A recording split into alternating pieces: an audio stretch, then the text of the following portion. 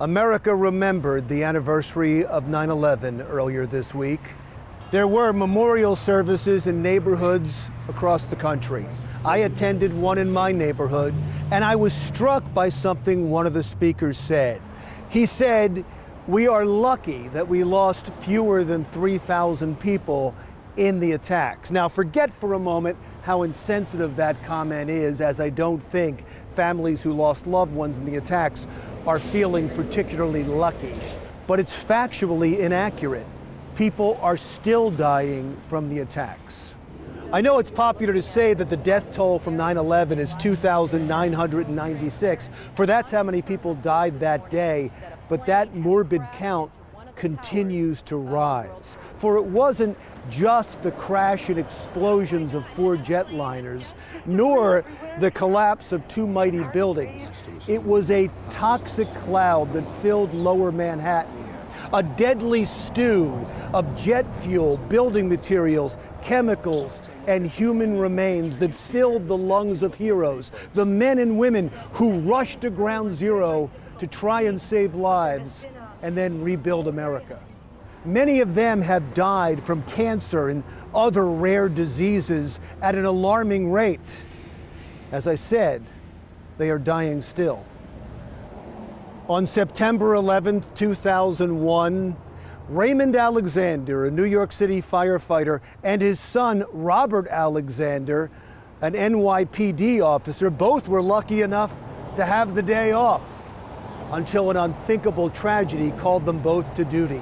Father and son served together on the front lines of the first battle in the War on Terror.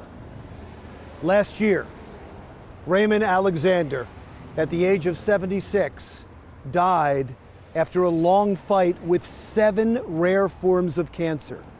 Just last month, his son Robert Alexander also died of brain cancer at the age of 43.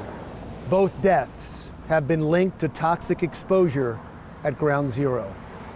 The federal government confirms that 1,319 first responders have died from 9/11 related causes in the past 16 years. That would put the 9/11 death toll at 4,315. And there are at least another 15,000 9/11 first responders whose lives have been decimated as they battle cancer or some other 9/11 related disease. You know, there's a popular slogan that you see emblazoned on social media memes and TV news graphics every September 11th. Never forget. But it would seem that we have already forgotten thousands of men and women who deserve to be remembered. They are firefighters, they're law enforcement officers, they're construction workers, demolition workers, citizen volunteers. The list of heroes is long. They were all there when we needed them the most.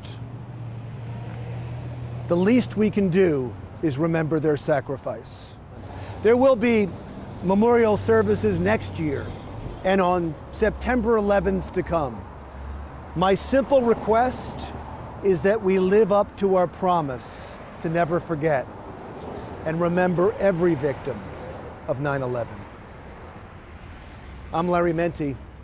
See you again next week.